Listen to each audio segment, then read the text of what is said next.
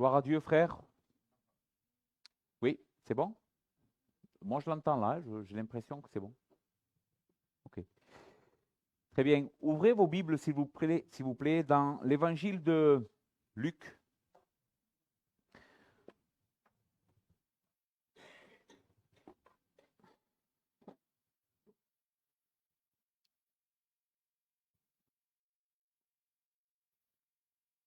Cherchez le chapitre 23. À partir du verset 33, il est écrit « Lorsqu'ils furent arrivés au lieu appelé Crâne, ils le crucifièrent là, ainsi que les deux malfaiteurs, l'un à droite, l'autre à gauche. Jésus dit, Père, pardonne-leur, car ils ne savent ce qu'ils font. Ils se partagèrent ses vêtements en tirant au sort. Le peuple se tenait là et regardait les magistrats se moquer de Jésus, disant, il a sauvé les autres, qu'il se sauve lui-même s'il est le Christ, l'élu de Dieu. Les soldats aussi se moquaient de lui, s'approchant et lui présentant du vinaigre, ils disaient, si tu es le roi des Juifs, sauve-toi toi-même. Il y avait au-dessus de lui cette inscription, celui-ci est le roi des Juifs. L'un des malfaiteurs crucifiés l'injuriait, disant, n'es-tu pas le Christ? Sauve-toi toi-même et sauve-nous. Mais l'autre le reprenait et disait, ne crains-tu pas Dieu, toi qui subis la même condamnation? Pour nous, c'est justice, car nous recevons ce que nous méritent nos crimes. Mais celui-ci n'a rien fait de mal. Et il lui dit à Jésus, souviens-toi de moi quand tu viendras dans ton règne. Jésus lui répondit, je te le dis en vérité, aujourd'hui tu seras avec moi dans le paradis. Amen. Nous allons prier le Seigneur. Notre Dieu, Seigneur, nous te remercions aujourd'hui pour ce jour que tu as créé, pour ce jour que tu as ordonné, pour ce jour que tu as gardé. Seigneur, et pour ce jour où tu nous présentes à nouveau devant ton évangile, Seigneur, devant la croix de ton Fils. Seigneur, nous ne mettons pas notre confiance dans la chair ce soir. Nous voulons faire confiance à ton esprit.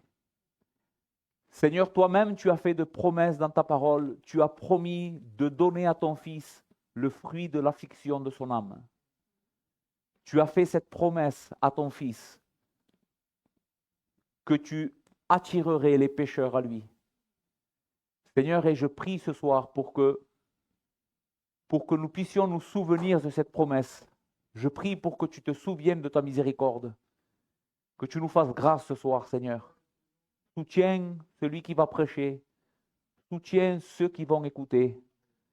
Soutiens-nous par ta miséricorde, notre Dieu. Fais ici ce que aucun homme ne peut faire. Glorifie ton nom, glorifie ton Fils. Chasse les ténèbres, Seigneur, aujourd'hui. Nous te prions au nom de Jésus que la vérité éclate, Seigneur, et que tu sois glorifié. Au nom de Jésus. Amen. Le titre de la prédication de ce soir, c'est « Au-delà des apparences, ce qui s'est réellement passé à la croix de Christ ». Ce soir, comme l'a dit notre frère Eltony, c'est le vendredi saint. Et je ne sais pas si vous savez, c'est la semaine sainte en réalité. Durant cette semaine, nous sommes en train de nous souvenir de la dernière semaine que notre Seigneur Jésus-Christ a vécu sur terre avant de mourir, ressusciter et monter au ciel. Donc le peuple chrétien se souvient que le lundi de cette semaine, Jésus rentrait dans Jérusalem.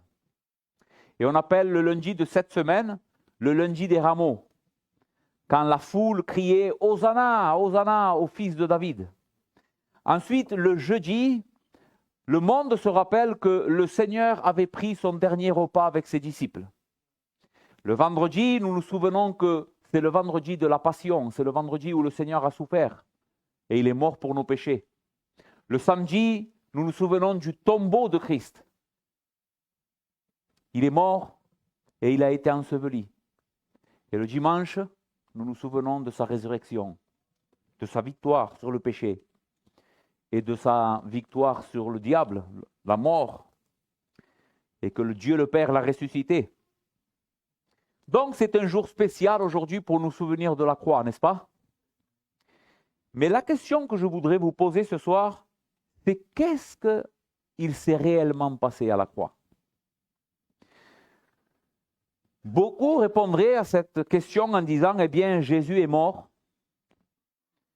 Jésus a souffert, Jésus a été crucifié. Peut-être même des personnes, en lisant le récit de la crucifixion, pleurent parce qu'ils ont de la peine au sujet de ce qui s'est passé.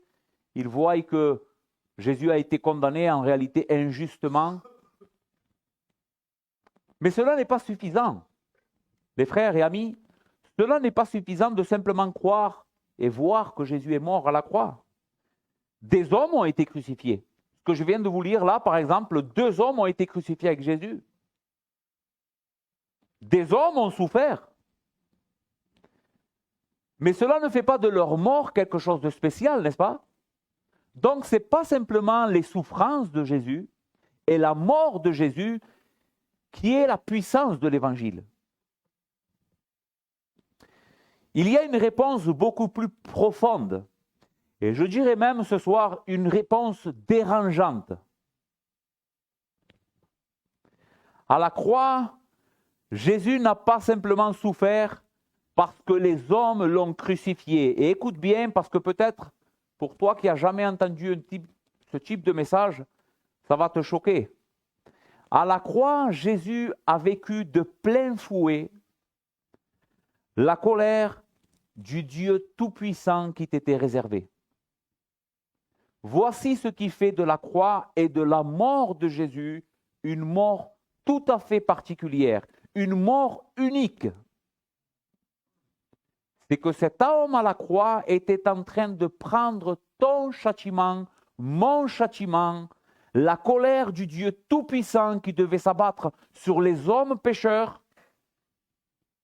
C'est ça qui a tué Jésus. Écoutez comment Romains 3, 23, 26 le dit. Paul dira, c'est lui, en parlant de Jésus, que Dieu a destiné à être par son sang. Donc ici, par son sang, il faut le traduire par sa mort. Dieu avait destiné Jésus à être par sa mort une victime propitiatoire, afin d'être juste tout en justifiant celui qui a la foi en Jésus. Une victime de sacrifice substitutive. Une victime qui couvre, qui ôte, qui paye le péché des hommes. La croix, les frères et amis, répond à une question centrale. Comment est-ce qu'un Dieu saint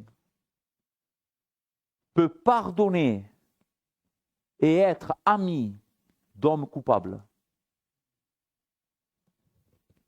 Comment est-ce qu'un Dieu saint peut être en présence des hommes et des femmes comme toi et moi? La réponse est en déversant toute sa colère sur son propre Fils. J'ai 3 points ce soir dans ma prédication.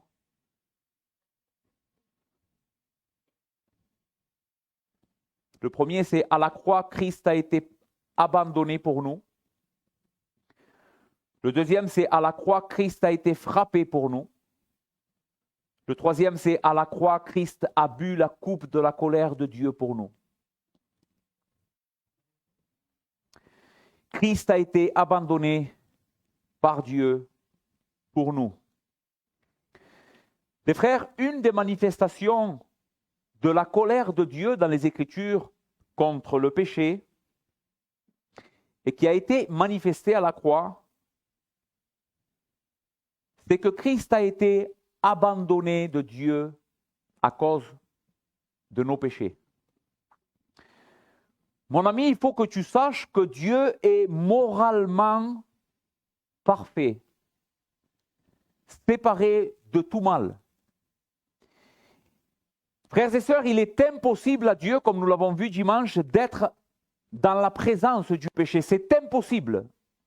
Dieu ne tolère pas le péché et il ne tolère pas celui qui pratique le péché. Il ne peut pas être en communion avec un pécheur comme toi et moi. C'est impossible. C'est à cause de cela que le péché du peuple de Dieu s'élève comme une grande muraille impénétrable qui rendait la communion de Dieu impossible avec les hommes. Je veux que tu imagines ça comme ça. Imagine que entre nous et Dieu, il y ait un mur infranchissable, incassable, impénétrable, qui nous séparait de tout ce que Dieu est. Nous, on était de l'autre côté du mur et Dieu était de l'autre côté du mur. Impossible de le rejoindre. C'est ce que font nos péchés.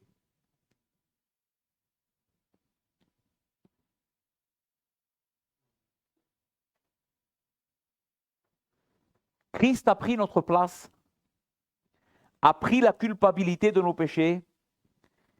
Et ce que la Bible enseigne, ce qu'à la croix, Jésus a été abandonné de Dieu pour nous. Jusqu'à ce que le châtiment de nos péchés soit complètement payé. Écoutez ce que 2 Corinthiens 5, 21 dit. À celui qui n'a point connu le péché, il l'a fait devenir péché pour nous, afin que nous devenions en lui justice de Dieu. Qui est celui qui n'a jamais connu le péché dans ce texte? Jésus. Il n'a jamais connu le péché. Mais Dieu l'a fait devenir péché pour toi. Voyons deux textes dans les Écritures qui nous parlent de cette rupture, de ce mur infranchissable qui sépare Dieu des pécheurs. Habakkuk 1,13 dit, au sujet de Dieu, « Tes yeux sont trop purs pour voir le mal, et tu ne peux regarder l'iniquité. » Je veux que tu penses à toi en lisant ce texte. Les yeux de Dieu sont trop purs pour voir le mal, et il ne peut regarder l'iniquité. Nous avons tendance à penser à nos péchés comme des bêtises. Dieu ne les voit pas comme des bêtises. Dieu voit cela comme quelque chose qui te rend insupportable à sa vue. Ésaïe 59, 2. Mais ce sont vos crimes qui mettent une séparation entre vous et votre Dieu. Ce sont vos péchés qui vous cachent sa face et l'empêchent de vous écouter. Dieu ne peut pas écouter ceux qui vivent dans le péché. Il ne peut pas le faire. Il y a un mur infranchissable. Frères et sœurs et amis ici présents, le péché de l'homme a créé un abîme entre Dieu et nous, un abîme infranchissable. C'est le péché qui construit ce mur et il nous sépare de Dieu. Le véritable coupable de nos malheurs, ce n'est pas ton voisin qui t'empêche d'être en paix. Ce ne sont pas tes problèmes, ton infirmité, ton manque d'argent, ce n'est pas ça. Ta véritable misère vient de toi. Tu es coupable de tout le malheur qu'il y a dans ta vie parce que tu es séparé de Dieu à cause de ton péché. Éphésiens 2 décrit ce que je suis en train de vous dire et écoutez comment il le dit, Éphésiens 2, versets 12 à 13. En parlant de nous avant d'être réconciliés avec ce Dieu, vous étiez en ce temps-là sans Christ, privés, c'est-à-dire éloignés du droit de cité en Israël, étrangers aux alliances de la promesse, sans espérance et sans Dieu dans le monde. Je voudrais examiner pendant quelques minutes ce texte avec vous. Sans Christ veut dire séparé. Tout pécheur vit dans une séparation de toute source de joie, de paix et de félicité. Il n'y a pas de joie en réalité pour un pécheur. Les frères, je pensais à ça en venant. Il y a un texte des Écritures qui dit que la véritable repentance fait partir de nos visages le sourire. Dieu dira ça à son peuple. Arrêtez de sourire, pleurez. Si on comprend ce que la Bible est en train de nous enseigner ce soir, nous étions séparés de toute source de joie et de paix. Le texte dit « éloigné du droit de cité en Israël ». Le pécheur est éloigné du peuple de Dieu. Nous n'avions aucune part avec le peuple de Dieu. Nous n'étions pas le peuple de Dieu. Nous n'étions pas des enfants de Dieu, c'est faux. La Bible dit de nous qu'avant, ou celui qui est perdu, est un enfant du diable, aussi radical que cela. Étranger aux alliances de la promesse. Le pécheur est un étranger à toutes les promesses de Dieu. C'est-à-dire que tu ne peux appliquer à ta vie aucune des promesses, aucune des bénédictions, aucune des grâces que Dieu dit dans sa parole qu'il donne à son peuple. On était privé de tout ça. Le résultat le plus terrifiant du péché de l'homme est qu'il est sans espérance et sans Dieu dans le monde. Écoute, mon ami, s'il te plaît, toi qui doutes encore de ta vraie conversion, tu es le plus malheureux des hommes ou des femmes si aujourd'hui tu n'es pas réconcilié avec Dieu par le moyen de Christ. Tu vis sans espérance et sans Dieu dans le monde. Rien ne t'attend que de la condamnation.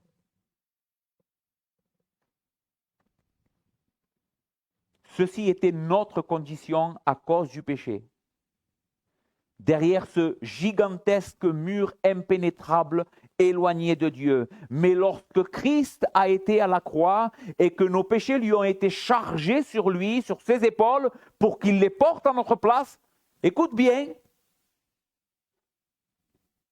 lui qui te représentait devant la colère de Dieu, pour le dire d'une manière graphique, pour que tu comprennes comme une image, Christ a été pris par Dieu et il a été violemment jeté de l'autre côté du mur, à ta place. C'est ça qui s'est passé à la croix. À celui qui n'a point connu le péché, Dieu l'a fait devenir péché pour nous. Dieu a pris Jésus, qui mérite lui la communion avec Dieu, la gloire de Dieu, l'amour de Dieu, et à cause de nos péchés, parce qu'à ce moment-là, il était en train de nous représenter face à la justice de Dieu, nous allons le voir plus loin, il a été jeté par Dieu de l'autre côté du mur. Et il a été abandonné.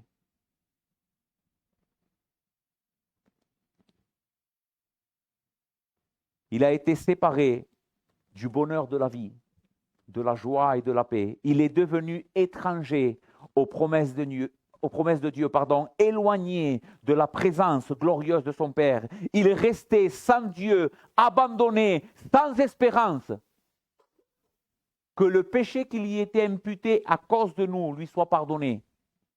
Dieu n'a pas pardonné Jésus quand il a porté nos péchés. Et Jésus n'avait aucune espérance que Dieu le Père laisse passer.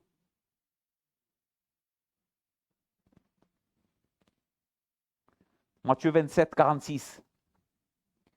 Et vers la 9e heure, Jésus s'écria d'une voix forte, « Eli, Eli, lama sabachthani » c'est-à-dire « Mon Dieu, pourquoi m'as-tu abandonné » Ces paroles sont en réalité les paroles d'un psaume de David que Jésus reprend mot pour mot. Jésus est en train de s'identifier ici au texte du psaume 22, que David, inspiré par l'Esprit, avait composé des siècles avant la venue de Jésus et la crucifixion de Jésus. Mais ce psaume 22 parle en réalité des souffrances du Messie sur la croix. Écoutez ce que dit le psaume 22, versets 1 à 6. « Mon Dieu, pourquoi m'as-tu abandonné et t'éloignes-tu sans me secourir, sans écouter mes plaintes? Mon Dieu, je crie le jour et tu ne me réponds pas, la nuit et je n'ai pas de repos. Pourtant, tu es le Saint, tu sièges au milieu des louanges d'Israël. En toi se confiaient nos pères, ils se confiaient et tu les délivrais. Ils criaient à toi et tu les sauvais. Ils se confiaient en toi et ils n'étaient pas confus. Et moi, je suis un ver et non un homme, l'opprobre des hommes et le mépris du peuple. Abandonné, dit le psaume. Le mot veut dire quitter, être renié, être rejeté. L'idée ici, dans ce psaume, c'est que le Père a renié son Fils à la croix. Nous sommes en train ici de parler d'un mystère, les frères. C'est le seul Dieu unique qui existe en 3 personnes distinctes. Pourtant, la Bible nous dit qu'à la croix, il s'est passé quelque chose d'incompréhensible dans l'esprit humain. Le père a tourné le dos au fils. En l'abandonnant et en le laissant derrière lui, en s'éloignant, en ignorant complètement ses cris de détresse, ces cris qui appelaient à l'aide, Dieu l'a abandonné. À ce moment-là, Christ a souffert le plus intense et profond abandon. Oh, combien je voudrais que tu comprennes ça aujourd'hui.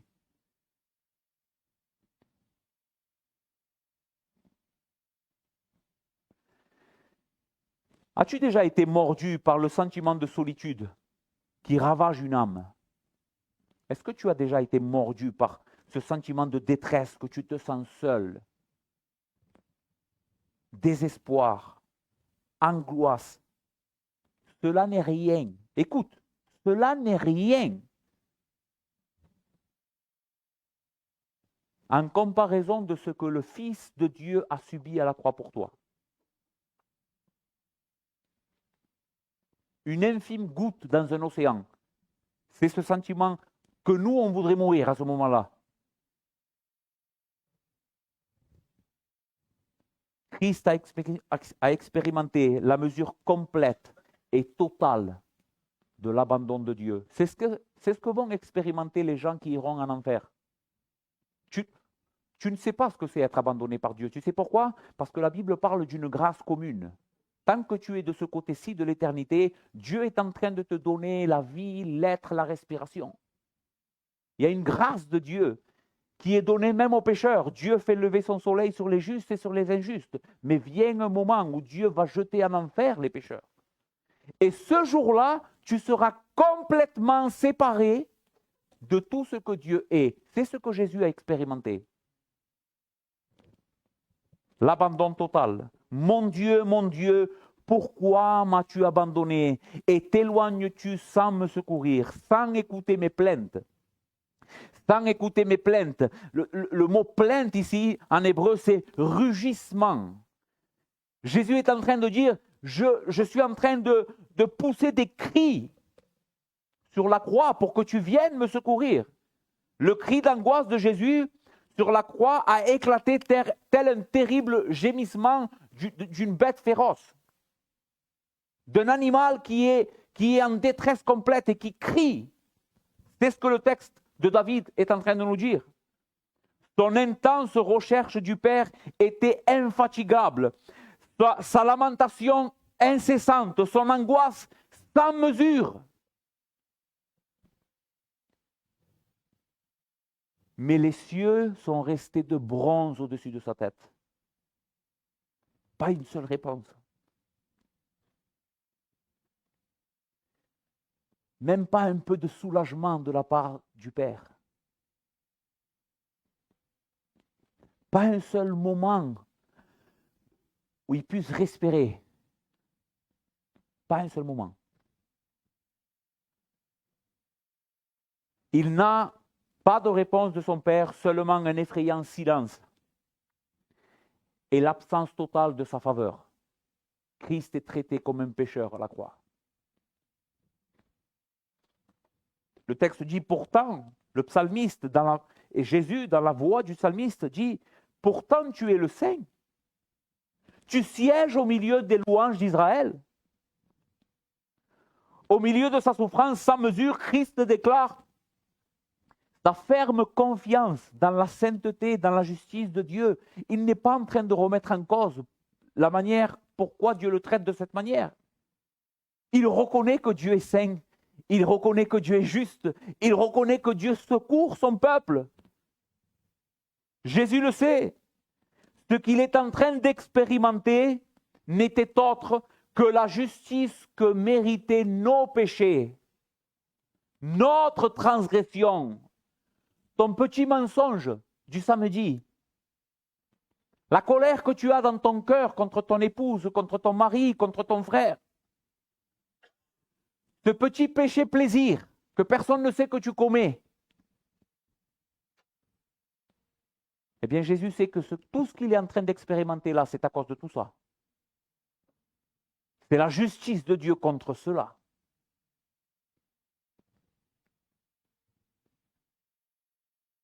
Et Jésus supporte pour venir sauver. Christ a porté les péchés de son peuple et il devenait l'objet de la colère du Dieu Tout-Puissant. Le texte dit « Et moi, je suis un ver et non un homme ». Même s'il était l'homme parfait.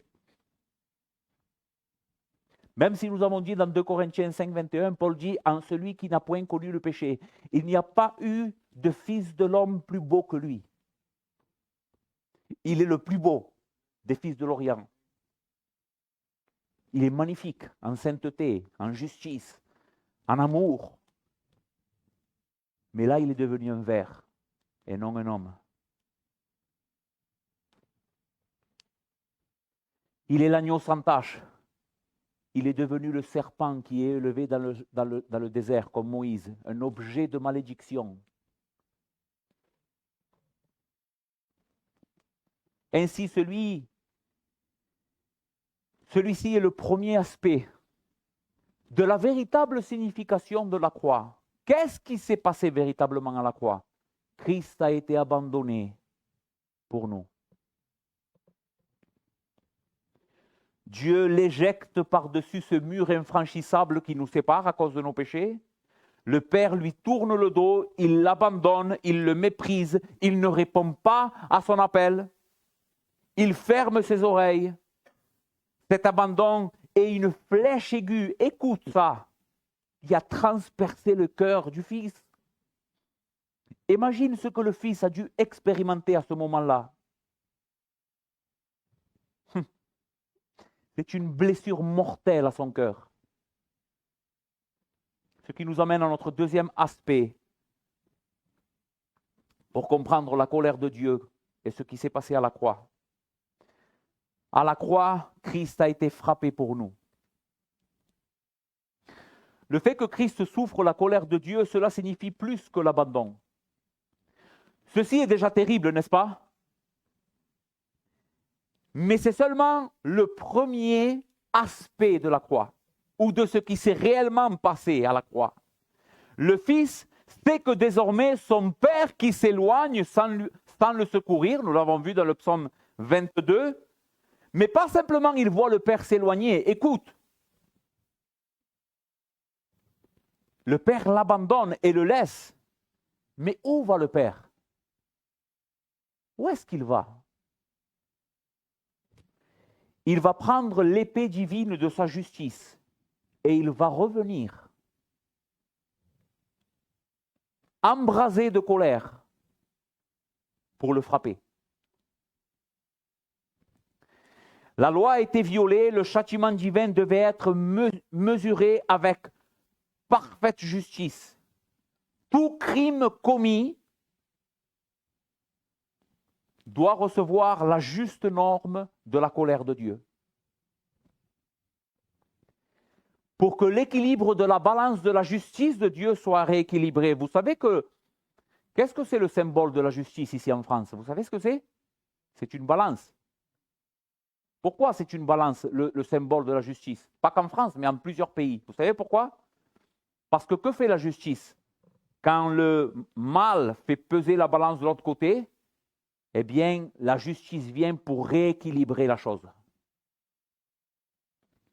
Eh bien, pour que la balance de la justice divine soit rééquilibrée à cause de ton péché, Dieu abandonne son Fils, va prendre l'épée de sa justice et revient pour le frapper. Psaume 7, versets 11 à 13. Écoutez, Dieu est un juste juge et un Dieu qui s'irrite en tous les jours. Une autre version dit en tout temps. Si le méchant ne se repent pas, Dieu aiguise son épée, il bande son arc et il ajuste. Et il prépare contre lui des instruments de mort. Il a rendu brûlantes ses flèches. S'irriter en tout temps nous fait voir comment Dieu réactionne face aux pécheurs impénitents. Que fait Dieu quand un pécheur vit dans le péché et n'expérimente aucune repentance? Dieu s'irrite. Le mot s'irriter ici veut dire s'indigner, être furieusement en colère et vouloir détruire. Dieu doit haïr de tout son cœur. Écoutez, ce qui contredit sa nature et sa volonté. Nous avons dit dimanche, très important cela, Dieu est embrasé pour la justice et la sainteté de son nom. Dieu fait tout pour la gloire de son nom. Mais qu'est-ce que c'est le péché? Tu veux que je te dise qu'est-ce que c'est le péché? C'est un attentat contre Dieu. C'est ça le péché. Le péché, c'est une révolte volontaire. Une manière, pardonnez-moi, que le Seigneur me pardonne pour l'image que je vais employer, une manière de cracher au visage de Dieu. Crois-tu que Dieu va te laisser faire ça tout le temps que tu veux? Dieu s'irrite contre toi. Lorsque le texte parle de l'arc préparé et l'épée aiguisée, cela nous parle de la préparation de Dieu. Cette image est terrifiante. Comme d'un guerrier qui se prépare à aller faire la guerre à ses ennemis. Il aiguise son épée. Il tend bien la corde de son arc parce qu'il veut faire mal. Il veut porter des coups mortels. Il n'y aura pas d'échappatoire pour ses ennemis. Il sera victorieux.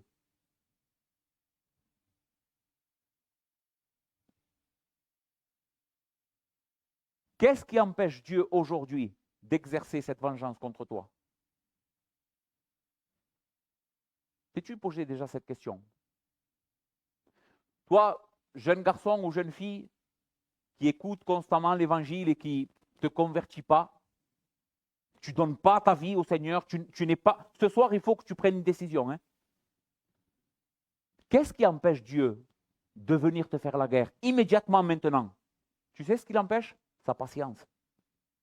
C'est la seule chose qui te sépare de la colère éternelle. La patience de Dieu. Mais sache que sa patience a des limites. Ne joue pas avec la patience de Dieu. Ainsi, pour que le peuple de Dieu soyons délivrés de cet assaut mortel que Dieu voulait faire contre nous, à la croix, Dieu est allé faire la guerre à son propre Fils. Car il était notre représentant. Sur la croix, Dieu traite Jésus comme il devrait te traiter toi. C'est toi qui mériterais ces flèches. C'est toi qui mériterais d'être coupé en morceaux par cette épée aiguisée. Mais que fait Dieu? Que fait l'amour de Dieu? La bonté infinie de Dieu. Il envoie son Fils bien-aimé et il le traite comme le pécheur que tu es. Zacharie 13, 7. Écoute ce texte. Épée, lève-toi. Lève-toi sur qui? Sur le pécheur? Lève-toi sur mon pasteur et sur l'homme qui est mon compagnon. C'est Dieu qui parle ici. Dit l'Éternel des armées, frappe le pasteur et les brebis se dispersent. Quel texte incroyable! Quel texte incroyable, chers amis! Ce texte est une claire allusion à Christ. L'épée est une référence au jugement de Dieu qui frappe le bon berger de Jean 10. Je suis le bon berger. Le bon berger donne sa vie pour ses brebis. Maintenant, ce qui est étonnant ici, c'est que celui sur qui l'épée est levée pour être frappé est aussi désigné comme le compagnon de Dieu. Cette parole compagnon en hébreu veut dire associé, compagnon intime. En d'autres mots, celui qui est frappé par la justice de Dieu, c'est l'ami de Dieu, c'est le bien-aimé de Dieu, c'est l'associé de Dieu. Qui est l'associé de Dieu? Son Fils.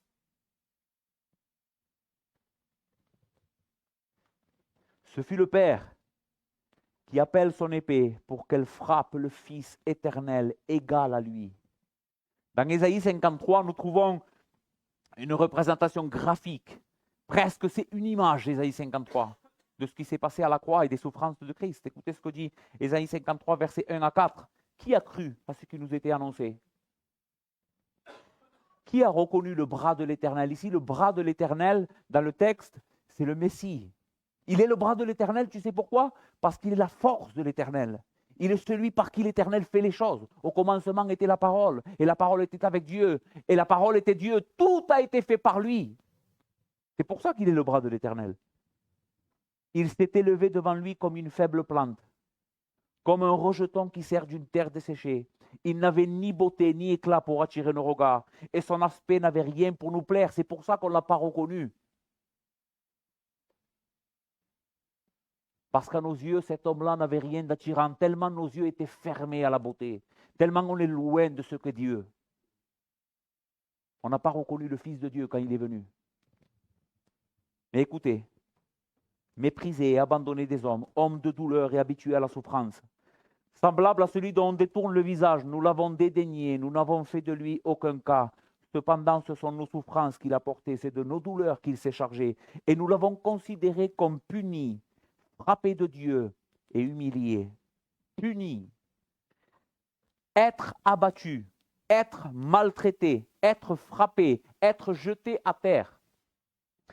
En d'autres mots, ce qu'Ésaïe est en train de nous dire au sujet de Christ à la croix, Dieu se leva avec son épée, avec l'épée de sa justice, et frappa son Fils à un tel point qu'il le mit à terre.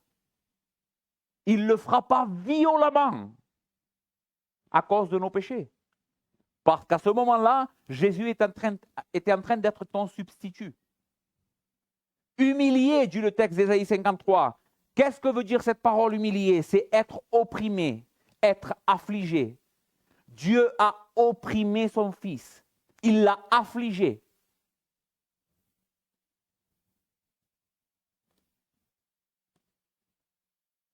Verset 5, mais il a été blessé pour nos péchés, brisé pour nos iniquités. Le châtiment qui nous donne la paix est tombé sur lui, et c'est par ses meurtrissures que nous avons été guéris. Blessé, dit le texte. Le mot hébreu, c'est perforation. Cela est arrivé, premièrement, littéralement. Jésus a été perforé à la croix. Ses mains ont été percées. Son côté a été transpercé par une lance d'un soldat romain. Il a été perforé. Mais aussi moralement. Il a expérimenté l'abandon, la flèche aiguë de Dieu qui le châtiait à cause de nos péchés. Brisé, dit le texte. Rompre en morceaux, littéralement. Écraser, réduire en poussière. Tout à l'heure, il y a un frère qui a dit en priant, je crois que c'est Jean-Antoine, a dit, Seigneur, quand tu es mort, les éléments se sont disloqués. Vous savez qu'est-ce que c'est? Quelle image? C'est quoi l'image des ténèbres pendant la croix et la crucifixion, des rochers qui se rompent? Quelle est l'image que la Bible est en train de nous faire voir? Elle est en train de nous parler de la colère de Dieu. Quand Dieu se met en colère, même les montagnes s'enfuient. Maintenant, si les rochers se cassent à cause de la colère de Dieu, que dire de celui qui était l'objet de cette colère à ce moment-là? Christ. Il a été brisé en 1000 morceaux. Le texte dit réduit en poussière.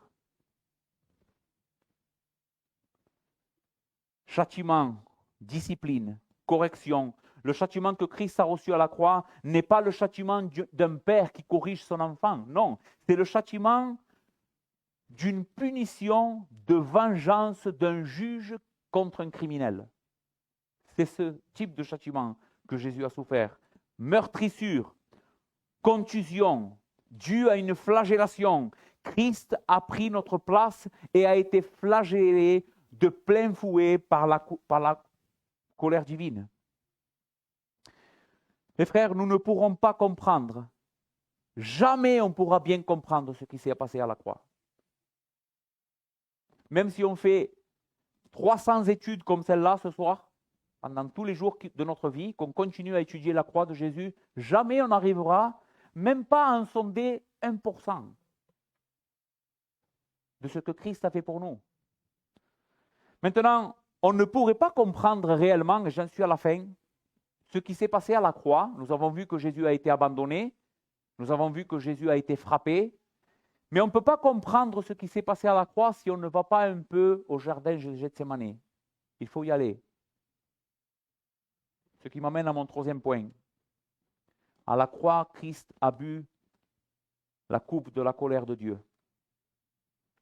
Écoutez ce que Luc 22, 41 à 44 dit. Puis, il s'éloigna d'eux à la distance d'environ un jet de pierre, et s'étant mis à genoux, il pria, disant, Père, si tu le voulais, éloigner de moi cette coupe, toutefois, que ma volonté ne se fasse pas, mais la tienne.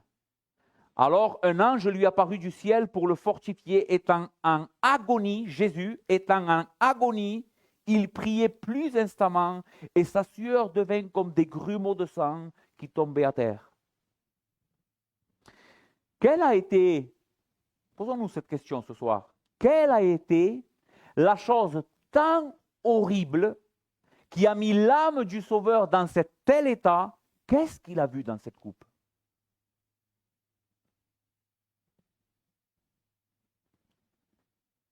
Qu'est-ce qu'il y a dans la coupe qui provoque une telle agonie, une telle peur à Jésus? Les frères, est-ce que c'est la torture? Est-ce que c'est parce que Jésus avait peur de ce qui allait lui arriver? Parce que quelques jours avant cette semaine de lundi, Jésus dit dans les évangiles, il faut que le Fils de l'homme monte à Jérusalem, qu'il soit pris et qu'il soit maltraité par les hommes, par les Juifs, par les Romains, et qu'il soit mis à mort et qu'il ressuscite. Jésus savait parfaitement ce qu'il attendait. Il savait qu'il allait à Jérusalem, qu'on allait le faire mourir, crucifié. Jésus n'est pas mort à Lazare. Non, non, il savait très bien comment ça allait se passer. Alors, est-ce que ce sont les souffrances physiques que Jésus a peur? À ce moment-là, pardon, notre Dieu, il se dégonfle? Non! C'est pas possible qu'il fasse ça. Alors, qu'est-ce qu'il y a dans cette coupe qui provoque à l'âme du Sauveur Tout-Puissant un tel état d'âme?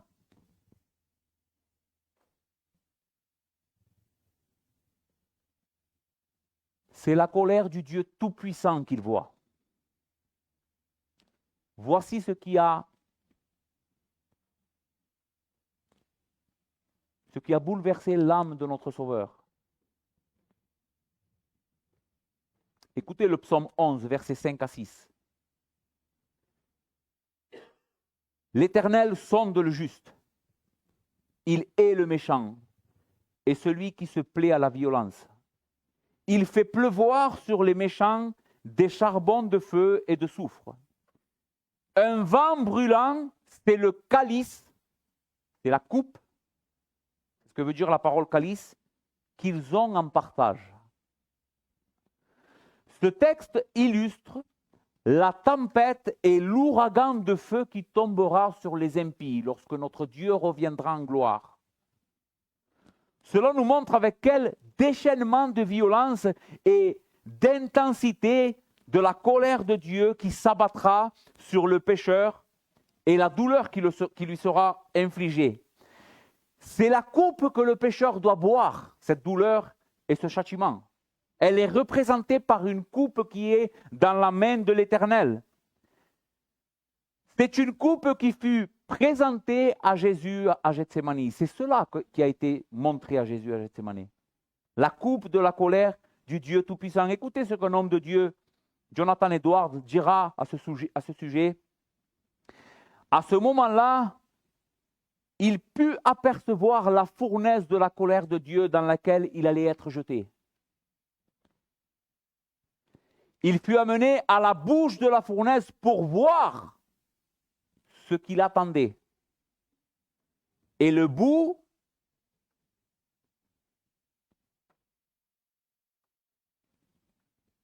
et là debout, il allait apercevoir les flammes sauvages de la fournaise et l'éclat de sa chaleur pour qu'il sache où il allait et qu'est-ce qu'il allait subir.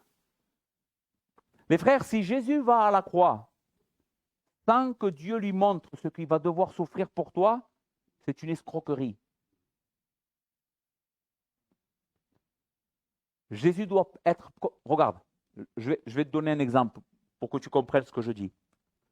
Imagine que tu as une dette et que tu viennes me voir et que tu me dis, Josito, le seul moyen de me sauver, c'est que tu payes ma dette. Et moi, je sois d'accord avec toi pour t'aider. Et je te dis, ok, je veux t'aider, je veux payer ta dette. Mais que tu ne me dises pas la somme de la dette. Que j'apprenne ça uniquement quand on est devant ton créancier. Et que quand je paye, je perds même ma femme et mes enfants. Qu'est-ce que je te dirais, moi? Tu aurais dû me dire que ça allait me coûter tellement, non? Si Jésus n'est pas conscient de ce qu'il doit payer pour toi, il ne le fait pas volontairement. Tu sais qu'est-ce que c'est Gethsémané? C'est Jésus signant un contrat et disant « je veux prendre la coupe ». Loin de dire « je ne veux pas de la coupe », Gethsémané veut dire « je veux la coupe ». Je sais ce qui m'attend et par amour pour lui, je vais le faire. Psaume 75, versets 8 et 9. Il y a dans la main de l'Éternel une coupe où fermente un vin plein de liqueur mêlée. Il en verse et tous les méchants de la terre boivent. Il vide la coupe jusqu'à la lie. La lie, dans le passage, c'est le dépôt qu'il y a en bas d'une bouteille de vin. Tu sais, il y a un dépôt dans le vin qui se fait. Normalement, on ne le boit pas, ça. Pourquoi? Parce que c'est amer, c'est pas bon. Chaque goutte de ce vin, de la fureur ardente de Dieu, a été pris par Jésus. Il n'en a laissé aucune goutte dedans. Ce qui veut dire que rien ne t'attend si tu viens à Christ. Ce qui veut dire que toute la colère de Dieu a été absorbée par Jésus. Celui qui vient à Jésus est sauvé de la colère ardente du Dieu Tout-Puissant. J'avais encore d'autres textes, mais je vais passer. Qu'est-ce qui est important ce soir? C'est qu'à la fin de toute cette souffrance, Jésus dira, Tetelestai, tout est consommé, tout est payé. Il ne reste rien à payer, j'ai tout fait. Romains 8, 1. Il n'y a donc maintenant aucune, écoute, aucune condamnation pour ceux qui sont en Jésus-Christ.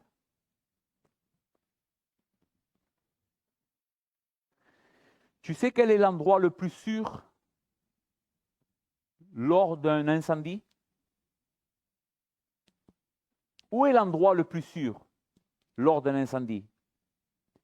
Là où le feu est déjà passé. Là où le feu est déjà passé, il ne reste plus rien à brûler. Donc c'est l'endroit le plus sûr. Si tu es en dehors de Christ, le texte dit, il n'y a maintenant aucune condamnation pour ceux qui ne sont pas dans une église. Pas dans un bel endroit. Pas dans une église réformée baptiste, non. Pour ceux qui sont en Jésus-Christ. C'est là que le feu est passé. C'est là qu'il y a la sécurité. Maintenant, la question que tu dois te poser ce soir, c'est, est-ce que je suis en Christ? Il ne faut pas que tu aies de doute à cette réponse. Si tu doutes encore à la réponse « Est-ce que je suis en Christ ?» tu n'es pas en Christ. Tu dois répondre aujourd'hui à cette question « Est-ce que je suis en Christ ?» avec une affirmation « Oui, je suis en Christ. J'ai mis ma confiance en lui. Je crois qu'il a souffert la colère de Dieu à cause de mes péchés. Je me repens de mon péché. Oh mon Dieu, secours-moi. » Est-ce que tu veux de Christ ce soir? Ou est-ce que... Je ne veux pas le dire parce que j'ai peur pour vous. La Bible dit, faites attention. Ne bafouez pas la grâce de Dieu. Ne marchez pas sur le sang du Fils qui a été versé. Ne profanez pas l'esprit de la grâce. Il y a l'esprit de la grâce ce soir ici. Christ t'appelle. Dieu te parle. Ton Fils est mort pour toi. Vas-tu tourner le dos à Jésus? Est-ce que tu vas ressortir d'ici en disant « C'était un beau message, mais ta vie ne va pas changer » Tu es dans la main d'un Dieu tout-puissant. Ce qui te sépare de l'enfer, c'est juste qu'il fasse ça et tu n'existes plus. Et il n'y a plus de moyens de grâce pour toi, plus d'opportunités. Une fois que tu es en enfer, tu y restes pour toute l'éternité. Mais ce soir, Dieu te donne la vie. Ce soir, Dieu te donne la vie. Dieu te dit, viens à moi. Viens. Accepte-moi, fais-moi confiance. Mets-toi sous mon autorité. Crois en moi. J'ai fait tout ça pour toi. Que le Seigneur bénisse sa parole.